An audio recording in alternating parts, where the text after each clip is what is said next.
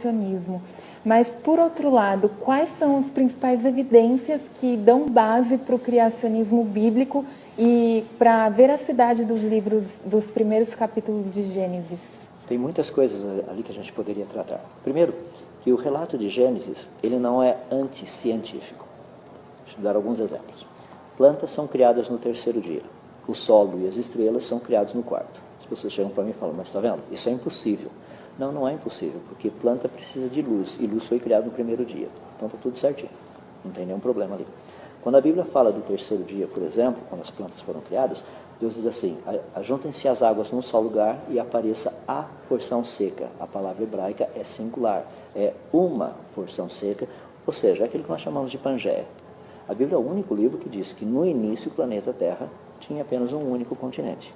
Quando a Bíblia fala, por exemplo, da criação do ser humano, vamos falar do homem especificamente, sexo masculino, ela diz que o homem foi formado do pó da terra. A palavra pó, na língua hebraica ali, é muito interessante. Se você pegar a Septuaginta, que usa o grego, você vai perceber que a palavra pó significa a menor partícula possível. Essa menor partícula hoje são os elementos químicos que nós temos, são os átomos. Isso é a menor partícula que a gente tem por aí.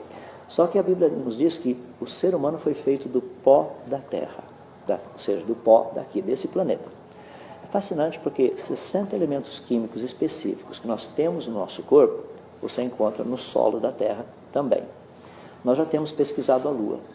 A Lua não tem elementos químicos suficientes para fazer ser humano, porque não tem, o pó da Lua não tem todos os elementos químicos que você precisaria para o ser humano existir. Marte é a mesma coisa, Vênus é a mesma coisa, Mercúrio é a mesma coisa. As luas que já foram estudadas, o único planeta do sistema solar que possui elementos químicos para fazer o ser humano se chama Terra. E a Bíblia nos diz que o ser humano, o homem, foi criado do pó da terra.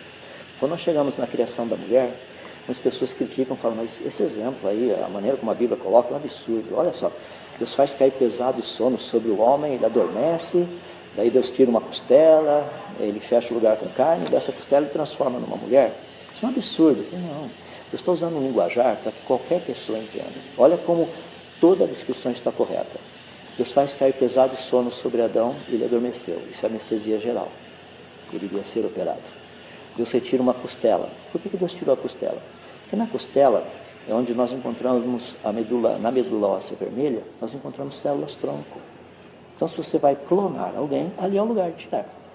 E o texto diz ainda que Deus fecha o lugar com carne, ou seja, cirurgia plástica, cirurgia de reparação, para não ficar nada defeituoso.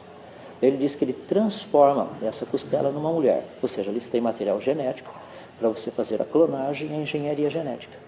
Agora, olha como uma coisa é fascinante até nos pequenos detalhes. O homem possui cromossomos X e Y. Para Deus transformar esse material genético do homem numa mulher, ele só precisa duplicar o X. Então, se Deus tivesse começado com uma mulher, ele teria que criar o Y do nada. Mas ele começou do homem. O sistema a proposta dele está correta. Primeiro o homem, depois a mulher.